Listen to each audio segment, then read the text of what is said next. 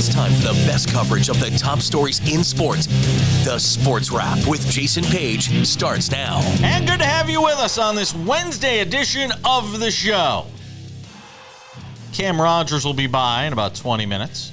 Get some thoughts with him on the U.S. Open, the handicapping side of the U.S. Open. It's actually a big U.S. Open preview show. We're doing 3 golf segments today, in addition to covering some other big stories from around the sports landscape. Robert Saleh talking about Aaron Rodgers. And I got something to consider coming up a little later in the show on that.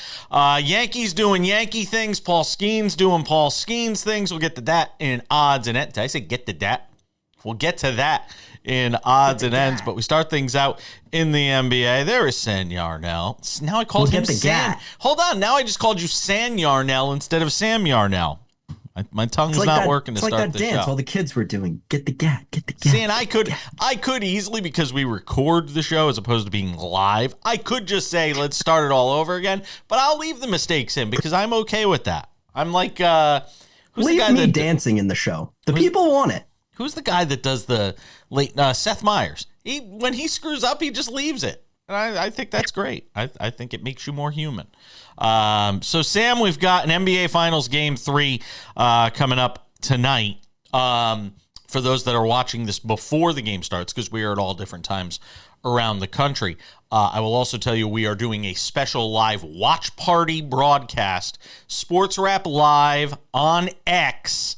Go to my Twitter/X feed at the back page, and we will have all sorts of fun tonight. Sam Yarnell is going to hang out for a little bit. Robert Littal from Black Sports Online, Eric Pincus from Bleacher Report, maybe a couple of other surprises. That's all I can say. You're going to have to tune in and watch. Over on X tonight, we'll start 5 minutes before tip, so around 8:25 p.m. Eastern, and we will take you all the way through the final horn on that game.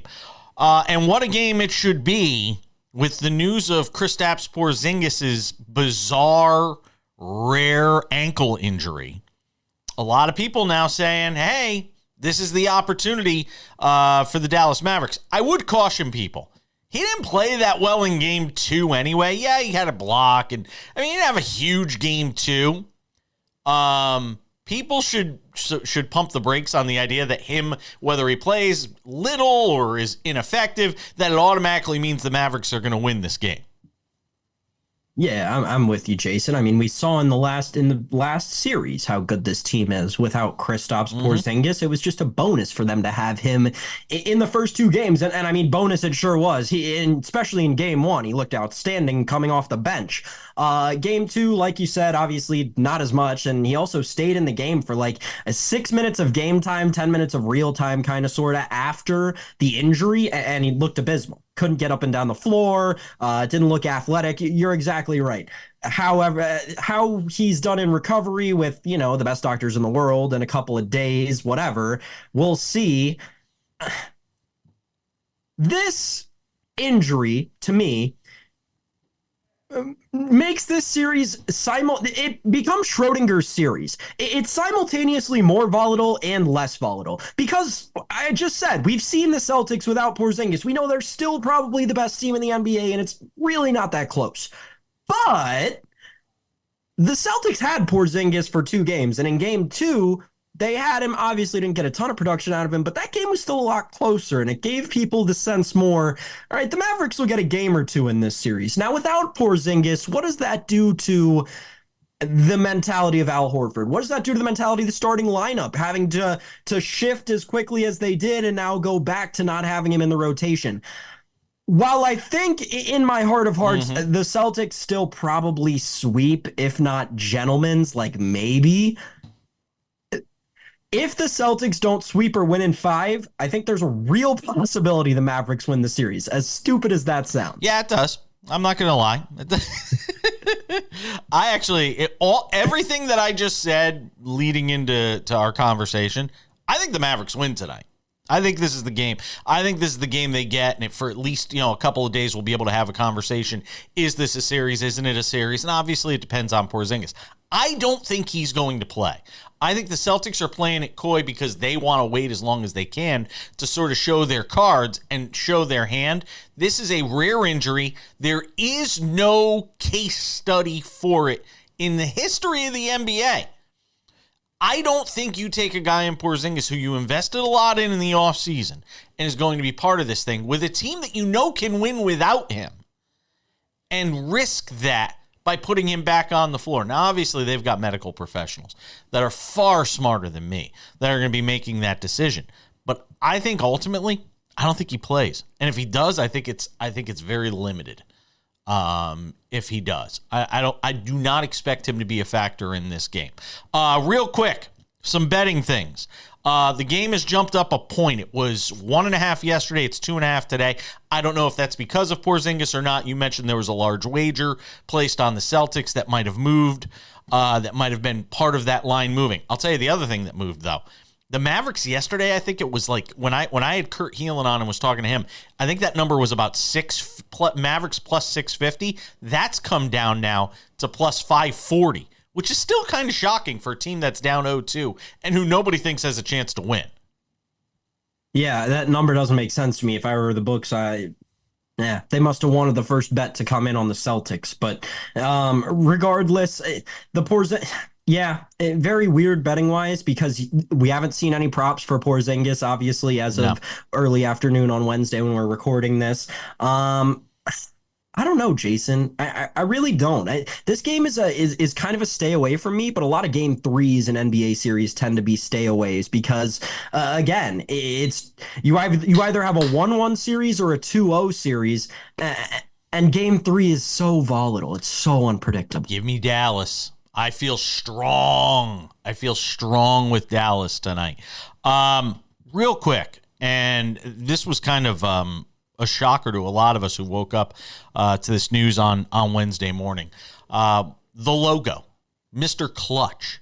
Jerry West passed away at the age of 86 on Wednesday morning. It was announced by the Los Angeles Clippers, who he worked with. He worked with numerous organizations, obviously the Memphis Grizzlies, the Golden State Warriors, and obviously everybody knows him for what he did with the Los Angeles Lakers. A one-of-a-kind human being, a one-of-a-kind player, part of the 75th anniversary team, somebody respected far and wide throughout the league. Jerry West was 86 years old. All right, we're going to continue with more sports wrap. As we do that, we will get into the golf. Tiger Woods was speaking out at the U.S. Open yesterday. What did he have to say when it came to his chances to win this year's U.S. Open? Yes, I said win. We'll get that next.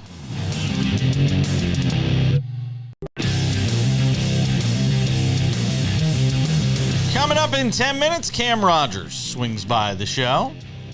If there's a major, you know Cam was likely to make an appearance. Get some thoughts with him. Does a great job with Believe. Check out his podcast there. BLEAV. Get some thoughts with him on the U.S. Open and picks he likes and doesn't like, and we'll let him and Sam Yarnell just sit there and talk to each other. And I'll just sit back and watch. I have a feeling they're probably going to agree on more than they disagree on, by the way. So, Sam, Tiger Woods, look, I'm a Tiger guy. I'm in the story business, and Tiger is still a story. And I anticipate, I know, I might be the sucker here. I anticipate Tiger's going to be a story this week. At a course, at a tournament where the field gets more closely bunched because of the fact that veteran guys who know how to navigate these courses, veteran guys that know how to grind out scores, can be in the mix.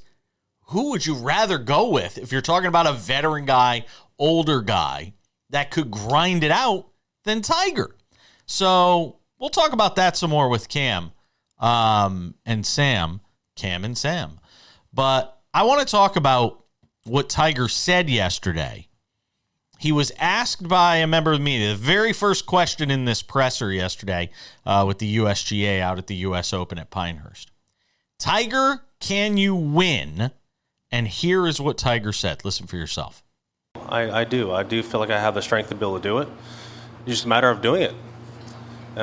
This golf course is going to test every single aspect of your game, especially mentally, and just the mental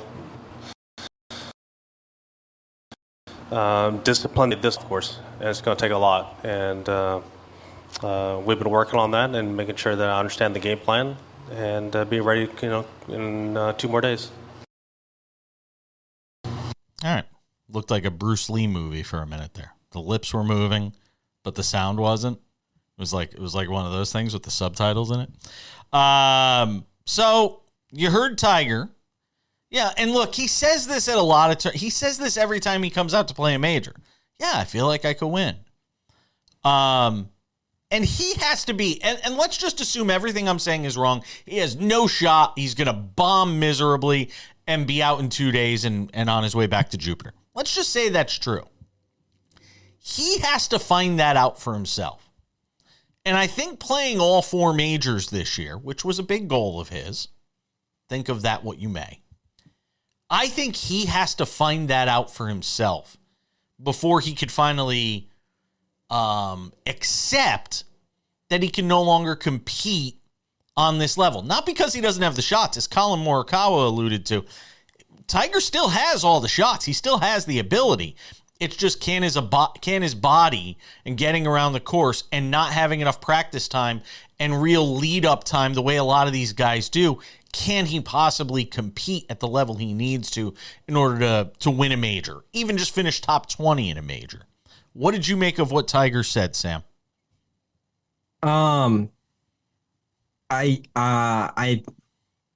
This is tough. Tiger Woods is one of the greatest golfers of all time, if not the greatest golfer of all time.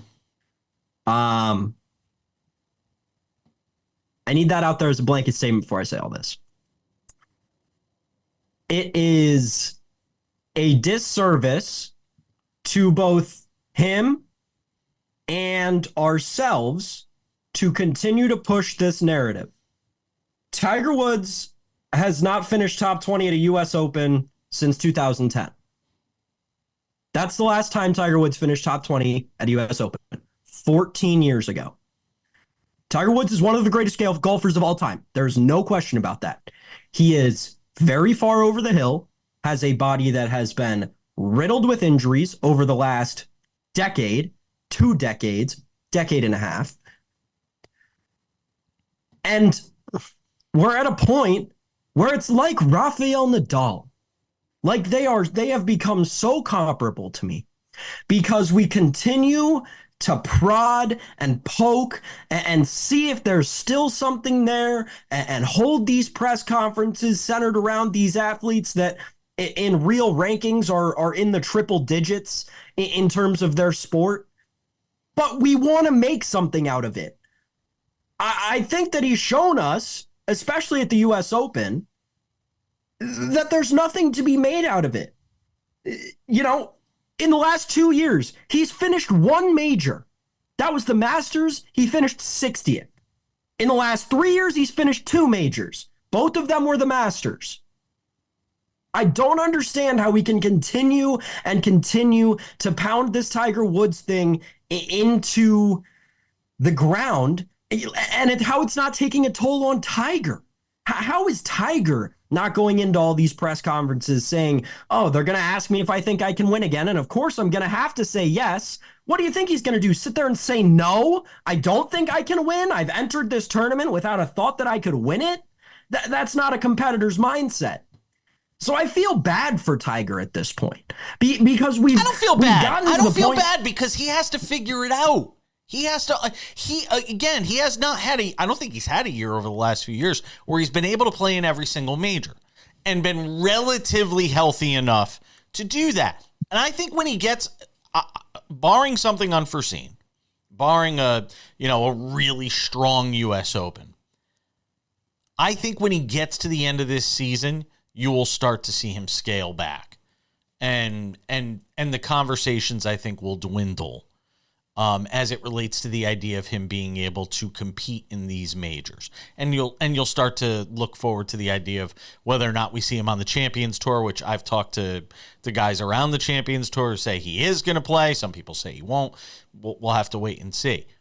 But I think he deserves, I think he has earned, much like Nadal, and much like we'll be talking about with Djokovic in a couple of years, who will be in a similar position. Yep. I think he has. I think these guys have earned the right to play themselves through the process of finding out that they just can't compete anymore. I don't have a problem with that. And the one thing I'll say to the Nadal comparison, as we wrap up this segment and get ready for Cam Rogers, the one thing I'll say to the Nadal comparison, the physical toll that it takes, and I know golf has some physical elements. I play the game. I get it. I think it is still more realistic for Tiger to win something major at this point in his career than it is Nadal. Because tennis, 5 matches in a major, I think it's very difficult. Cam Rogers will join us on the other side. It'll be the Cam and Sam show. They'll talk about the handicapping side of the U.S. Open next.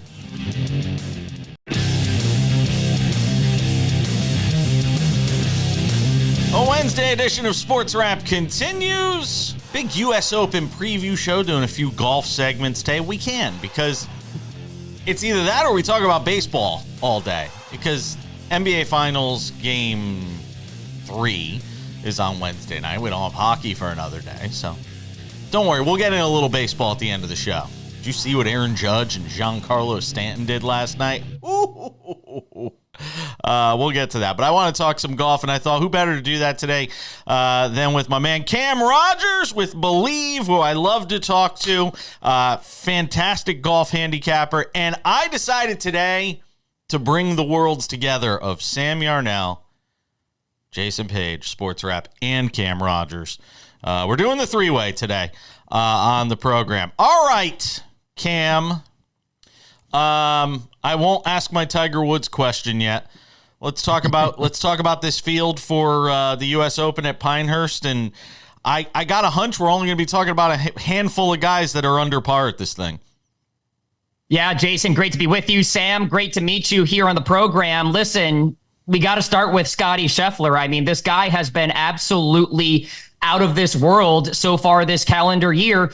By the way, the first person to head to the U.S. Open with 5+ PGA Tour wins, including a major that season since Arnold Palmer in 1962. What Scottie is doing right now is absolutely incredible. You've got Xander Schauffele coming off his first major championship, finally, and he backed it up pretty good with a solid finish last week at the Memorial, so I don't expect him to backpedal whatsoever. Then you got the whole Rory thing, of course, going back to 2014 for the last time he won a major championship. Colin Morikawa is coming in with fine form. Could Bryson hoist a trophy, another one at the U.S. Open? Of course, he won at Winged Foot back in 2020, so a lot of storylines, Jason. Yeah, there certainly is. Sam, I decided, I told these guys before the segment today, I said, I'm just going to sit back and let two young golf handicappers in general, just have at it. So you guys just go ahead and have a conversation. I'll just sit and watch. Cam, I think the big thing that I wanted to talk about with you is the Pinehurst course, right? So much when we talk about the U.S. Open and betting against guys specifically, we're talking about ourselves rooting for the course. And I think there are a lot of people who are going to be going into this weekend rooting for Pinehurst number 2. Obviously, over the last 25 years, even, this course has been beaten up. The roughs have gotten a lot rougher. The near roughs, closer off the fairway, some have said are actually harder to hit out of in that fescue than further off of the rough, where it gets into more of a flat area. Mm-hmm. One of the props that I've looked into off of this information has been the winning score total. We see this hung. I've talked to some guys in Vegas hanging it at 275.5. We've seen on some of the national public sports books 274.5. Do you have any kind of early read on this prop? Have you looked into it at all? And which way would you kind of look to bet it at the 274 or 275.5 numbers? Yeah, it's interesting. We are finally heading into a major championship for the first time in a long time without any rain, without any moisture. We're not going to have a damp golf course whatsoever here at Pinehurst #2. I think it's going to be baked out. I think it's going to be hard, crusty. It's going to be nearly impossible to hit these greens in regulation. You got to be so concise with your approaches, and you have to hit the ball high, because what you're dealing with now with these greens here this week, and this was the design by Donald Ross, was that you've got these turtleback greens. So even though the greens seem kind of average in size, in reality, there's a very small percentage that you can actually hit where the ball stays on the green. So you're going to have guys scrambling all over the place here this week. I think it's going to be a really difficult U.S. Open. Martin Kaymer, of course, was like 9 under par 10 years ago, but there were only 2 other guys under par in that instance. Then, of course, Michael Campbell had a really difficult year back in 2005 playing this golf course, Payne Stewart as well in 99. So, I'm probably going to lean on the over in that prop just because I think this is going to be an ultimate test. I think it's going to be a classic U.S. Open that we've seen, I would say, in the early 2000s. Again, the recent U.S. Opens have gotten a lot of rain, and it's unfortunate. So I'm rooting for Pinehurst #2. It's going to be a lot of carnage here this week. I'm going over on that prop. We agree, Cam, and a quick note, because I looked into that 14 U.S. Open as well to kind of get a gauge on this. I love this prop. I'm playing it 6 ways to Sunday. Make sure you're price shopping, finding your best lines for the viewers out there. But Martin Kaymer in that 14 U.S. Open, let's not forget, people, 5 under in the first round, 5 under in the second round, 2 over in the third, and 1 under in the final round to bring it home. He closed with an 8-shot lead. It wasn't even close. But Martin Kaymer really did the damage early in the week and started to slow down later, as we've seen historically in the U.S. Open, right? This is a tournament where they like to make the course a lot more difficult as the tournament goes on. So definitely something that I'm looking to as well, Cam. And then the Scotty thing. I just had to ask you really quick. Do you find value in a number so short?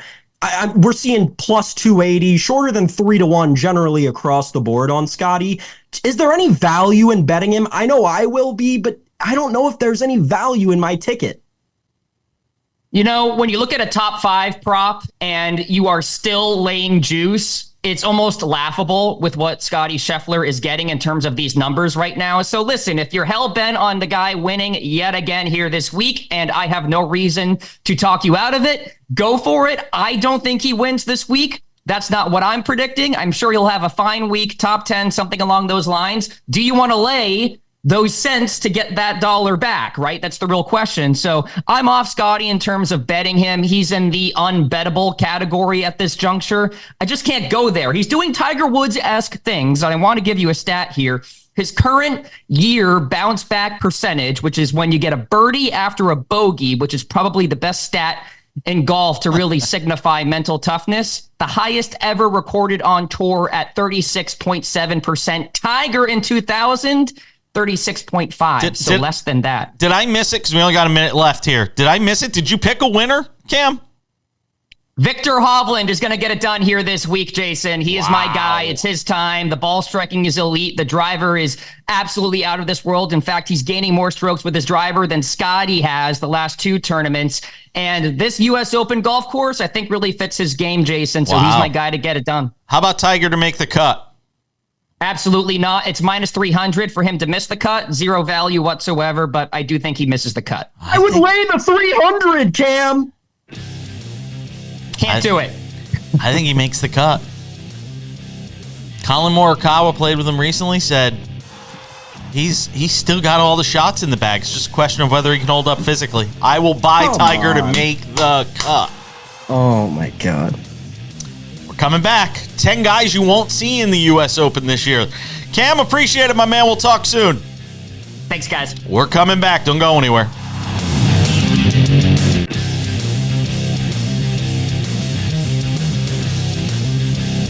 Continuing our U.S. Open preview coverage on this Wednesday edition of Sports Wrap. Thanks to Cam Rogers for hanging out with us. I like the sounds of Cam and Sam. Pairing you two guys together. I think there's something there. We're gonna have to investigate. Good guy, that Cam Rogers. Yeah, I agree. And certainly knows his stuff, especially when it comes to the golf handicapping. Mike, you might have to get all of us on a golf course together at some point, and just let it go and see what happens. One last thing I wanted to touch on with the U.S. Open, and that is the guys that won't be participating in this year's U.S. Open, and it's kind of a stunning list. When you look at the guys that are not going to be taking part in the championship this year. Start with Joaquin Niemann. Now, he's been a live golfer basically since its inception. Was invited to the Masters and PGA Championship. Missed out on qualifying for this week. Tried doing that in Jupiter, Florida. Finished a shot out of the playoff at the Bears Club, where PGA Tour veterans Matt Kuchar and Daniel Berger, they played their way in. Kudos to Matt Kuchar. Still grinding it out there. First time Niemann's missed the 2019, missed the Open since 2019. And first major he's missed in 4 years. T23, T47. Anywhere in that range in his first U.S. Open starts. This one, though, shocks me the most. Patrick Reed. No Patrick Reed. I mean, that's pretty stunning. Withdrew from the Dallas qualifier. So he sits out his first major in 11 years. He had 41 consecutive starts in the U.S. Open. By the way, there aren't going to be a lot of people crying tears for the fact that Patrick Reed isn't in this tournament. Not very well liked. I'm just saying. Yeah. Not somebody that a lot of people like. Carlos Ortiz actually won last week's event on the Live Golf Tour, which, by the way, if you really want to go and kind of get a giggle, go and take the 2 screenshots of the crowds on the 18th green for the Memorial Jacks tournament, and then the crowds at Houston's Live Golf event. It was kind of sad. I'm not going to lie. If there was ever a time, if there was a rock bottom moment for Live in the U.S., if there was a rock bottom moment for Live in the U.S., it was this past weekend with Rahm having to pull out because of injury. And by the way, we haven't even really talked about the fact John Rahm's not playing in this U.S. Open because of an infection to a lesion on his foot, which is a bizarre thing to have happen. He tried to play, couldn't play. Didn't play in last week's Live event in Houston either. Best money they ever spent, huh? Has he even won on Live yet since he got there? I don't think so. No, that's been a huge storyline in the golf world, is John Rahm taking that money from Live and then just falling off the face of the earth. I mean, this guy's been horrible this year. Not a shock. So Carlos Ortiz wins, but he's not going to be in this year's event, unfortunately. And he's actually playing well, obviously, as is evident by the fact that he won. So no Carlos Ortiz this week. Taylor Gooch not playing. Won 3 times on the Live Tour last year, but wasn't extended an invite to the Masters. He did get one for the PGA Championship, finished T60, but didn't try to qualify. This one, I'll tell you why this one shocks me. Zach Johnson. Because when we talk about veteran guys that I thought could compete, because, and again, I know he's not a long hitter, and that sometimes plays and works against him, but he still managed to win majors despite all that throughout his career. He was never a long hitter. Guys that know how to grind out pars. Zach Johnson would have been a good fit to me on this course, and he's not playing. Yeah, Zach Johnson missing the U.S. Open for the 3rd year in a row, and I think there should be a stipulation with the Ryder Cup team that if you don't make the U.S. Open, you cannot be the captain of the team for the U.S. That doesn't add up. Why? Captains aren't playing. Yeah, I know, but oh my gosh, you should at least have the knowledge to make the U.S. Open. Come on. It speaks a lot to the U.S.'s performance at the last Ryder Cup. I think a lot of people had problems with just Zach Johnson's decision-making. I think that guy's a little bit over the hill. If we're being honest, Wow. I think he's, taking shots at Zach Johnson. God. Jason, he hasn't made the U.S. Open Not since liking 2021. It's like not liking Santa Claus. All of a sudden, he was just gifted captaincy of the Ryder Cup team in a year where it actually should have been a lot closer than it was, at the very least. I think a lot of people agree that the U.S. probably should have won that, especially retrospectively with how Jon Rahm is playing now. Yeah, no. Happy that you're not there, Zach Johnson. Good riddance. Keith Mitchell, Luke List, Joel Dahman. I'll give you this one. How about Louis Oosthuizen? No Louis Oosthuizen, which is kind of crazy. Turned down a PGA Championship invite earlier this year. Didn't try to qualify for the U.S. Open. And it makes you wonder that some of these live guys, some of these guys that just decided to go and take the money and not play on the PGA Tour anymore and decided not to try and qualify for the U.S. Open, it does make you wonder if they really were just going for the payday. Because the U.S. Open's a prestigious tournament. You'd think guys would want to play. I don't know. Patrick Rogers also not playing. You got 3 seconds. You got something you want to add there, Weisenheimer? Oosthuizen was good, man. It's sad he's gone.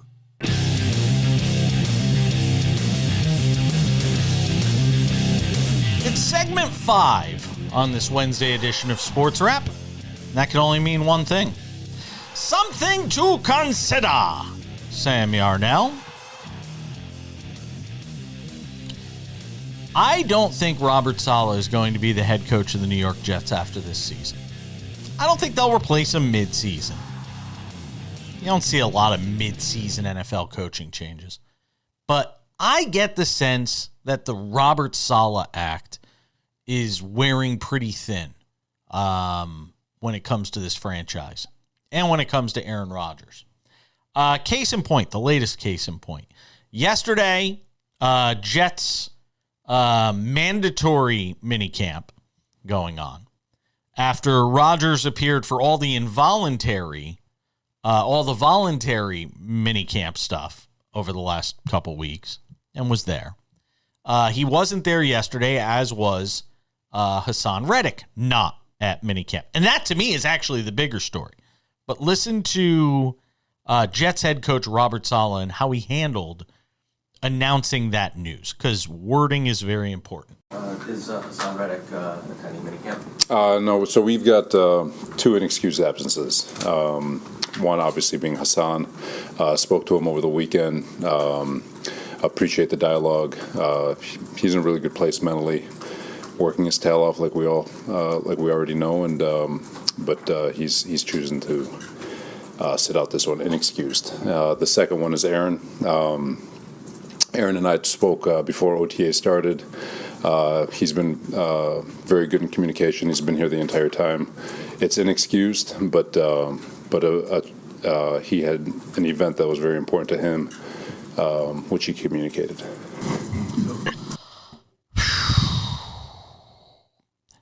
Now, they're both subject to fines. Saleh would go on to explain later on. I want to see them fine. I want to see them fine Aaron Rodgers for this, by the way. You want to talk about casting a negative pall sort of over this team? I want to see you go fine him. Reddick's supposed to be a big factor for this team. Obviously, this year they got him from the Eagles. That's a different conversation because there's a contract matter there in terms of he wants a long-term deal. They made it clear to Hassan Reddick, you're not getting a long-term deal when they got him. So he kind of knew the score going in. He and his agent and his team, they all knew the score sort of coming in here. But the Aaron Rodgers thing, I don't even care. I don't care. Just show up for training camp. Be there week 1 against the Niners. I don't care about any of this other stuff. And for Robert Saleh to sort of word it the way he did as an inexcused absence, by the way, you meant unexcused, you dope. It just, to me, it just feels like Saleh does not have his finger on the pulse of this team. And it feels like he hasn't had his finger on the pulse of this team for a long time. Yeah, I agree with you in totality. So we'll go piece by piece here. The Hassan Reddick thing, absolutely the most Jets thing possible. Not surprised at all that this organization is having this happen to them with this player. Makes complete and total sense for the New York Jets of all franchises to give up a second and third round player or a second and third round picks for a player who is now not going to play for them, or at least holding out at the beginning of mandatory team activities. Hilarious, incredibly on brand for the Jets. To the Aaron Rodgers thing, again, hilarious, incredibly on brand for Aaron Rodgers. I've loved to see what the internet has done with this. Mike Florio over at Pro Football Talk did a deep dive into where the local ayahuasca retreats are and then tweeted at the Jets asking if he was going to Peru or Colombia. That is prime comedy. That is what I am here for. And now, Jason, I want to take you back. We'll get in the sports rap time machine. Back to a time before the sports rap existed. If you'll remember, you and I were just doing pesky late night radio in middle America at the beginning of last football season. And what did I say to you, Jason? I said the coach that should be the most on the hot seat right now. You did. This may have been after week one, when Aaron Rodgers got injured. I said the coach that should be the most on the hot seat right now is Robert Saleh. And why did I say that? Because of exactly this. He's shown us for multiple years now. He has no grip on this locker room, no grasp of this franchise, and no intention to change the abhorrent name with which they are associated. This is, again, I cannot state this next part enough. So unbelievably, quintessentially New York Jets. This is Jet football, folks. Welcome to the show. Yeah, and Aaron Rodgers is kind of finding that out himself. I'm going to tell you something, and I wrote this in my notes. I don't often write detailed notes on the rundown, but you kind of saw it yourself. Doesn't it only feel like a matter of time before Bill Belichick is the head coach of the New York Jets? It just feels like the most Jets thing that could possibly happen. Go get Bill Belichick at the end of his career. Let him get enough wins with Aaron Rodgers. And by the way, hey, man, if you're going to take a stab, there's worse guys you could take a stab with than one of the winningest coaches in the history of the NFL. But doesn't it feel like, it feels like that's the way this is going, that this thing's going to get to the end of the year. You're going to have Jerry Jones and Woody Johnson, two over-the-hill billionaires, basically competing to see which one gets Bill Belichick for the 2025 season. I can just see it coming. I would agree with you, Jason. It does seem written in the stars if we didn't already have the history that we do with Bill Belichick and the New York Jets and the writing on the napkin of I resign as the head coach of the New York Jets. By the way, I think I've told you this off the air, but interesting connection to that event for me. Well, that happened at Hofstra University, obviously, where I went to college. The studio where we used to host our sports show at Hofstra was the very same room that Bill Belichick left that napkin in. That's crazy. Wow. I believe the Hesses owned the Jets at that time and not Woody Johnson. They did. So that might play a role in this. Odds and ends are next.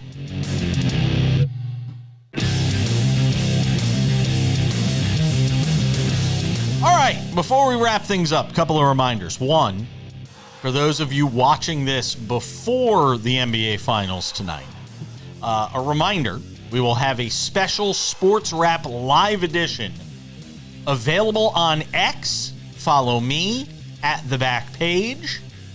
We will be live on X tonight, beginning 5 minutes before tip, right through the final horn, watching the Dallas game all together and having a conversation about the game and taking questions. We'll have a special chat box where people can ask questions. We're going to have guests throughout the show. It's going to be all sorts of fun. First time we've tried doing this. It is Sports Wrap Live on X Wednesday night. That begins at or just before 8:30 p.m. Eastern, about 8:25 p.m. Eastern. Also, check out the podcast available for you. Every day of the week, go and subscribe. It's available on Spotify, Apple Podcasts, Google Play, TuneIn, iHeartRadio. With all that having been said, time for some odds and ends. Odds and ends, Sam Yarnell. It was the end for two baseballs last night. Actually, a few, because Austin Wells hit a home run as well. But if you missed it last night, the Yankees, big bats, Aaron Judge and Giancarlo Stanton doing some damage. Judge has singled in a run tonight, lined out to third and flown out to right. And he hammers that in the air, high and deep to left center. My goodness, he's a machine! Aaron Judge swimming in the fountain. His 25th home run of the year. And it's 9-0 Yankees. You get a day off, now you just come back, hit a homer. No matter how far this ball goes. Stanton wants to get in on the act. Giancarlo with a bomb!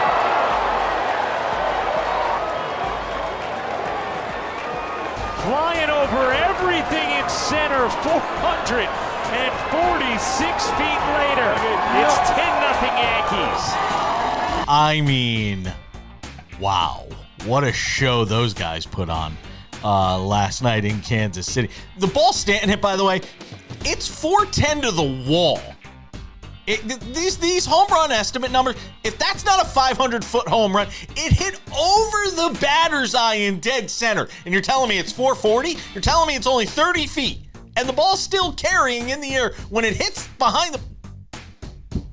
They just don't want to give Giancarlo Stanton a 500-foot home run.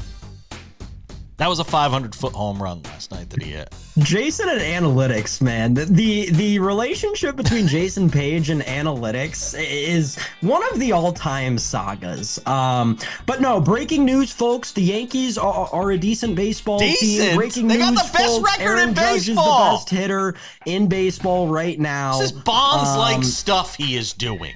What I think is an interesting discussion around the Yankees is... I think we can all agree that this is not the sustainable, right? Like the things that Aaron Judge is doing, not sustainable. The only person who has ever sustained what Aaron Judge is doing is the greatest hitter of all time, and that's Barry Bonds. So it's not sustainable. But when he goes back to the mean, that's what I'm interested in. Because I've gotten to a point, and the listeners of the show may have expected this.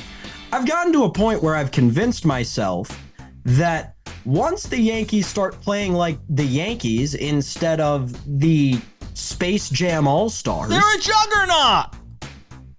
They'll probably maybe win the AL East, but that AL is going to be a lot closer than people are making it out to be. And I think right now, the thing that we all need to remember when having these conversations about baseball, like the Royals, for instance, the other side of this game, people have somehow written the Royals off completely. Oh my gosh, because the Cleveland Guardians are like hotter than the sun right now and took the lead in the division by 2 games. It is June 12th, maybe June 13th if you're watching this late. Every single thing that we're seeing in baseball needs to be taken with a grain of salt. 2 things. Right? The White Sox are not this bad. No, they are. The Yankees are not this good. The White Sox are this bad. That one I will definitely disagree with you on. 2 quick things. Yankees win total now was 102.5, now 104.5. They are minus 104 for 104.5. I would still take the over right now. I think this team might win 110 games. Best regular season record. The Yankees right now minus 110. Best odds for best regular season record. Dodgers are plus 185. Real quick, Paul Skeens. We know you love him. We know you want to take a victory lap on some of the great picks you gave when he first got brought up. He was dominant again last night. He was even getting a standing ovation from fans in St. Louis. Talk to me about Paul Skeens. So that's what I wanted to talk about the most out of all of this last night. Again, just like the Yankees thing, I'm going to take the angle of the other side. Oh my goodness, St. Louis Cardinals baseball fans. What are we doing? What have you turned into? This guy goes 6 1/3, absolutely dominates your team, strikes out more hitters than he allows to reach base, and you applaud him walking off the hill? Smart this baseball is a fans. Rookie? Smart fans. One of the more oh my gosh, our franchise is actually in the garbage can and we don't know what to do about it, moments that we've seen in recent baseball history. I was taken aback that St. Louis Cardinals fans did that. Yeah, he had a great outing. Paul Skeens is probably the best rookie pitcher in baseball right now. You got 10 seconds. You can't do that. You got 10 seconds. I gave out his over at 109.5. The current line's 150.5. Hope you tailed the Prince of Picks. I wish I did. We'll see you back here tomorrow. Thanks to Cam Rogers. Enjoy the finals.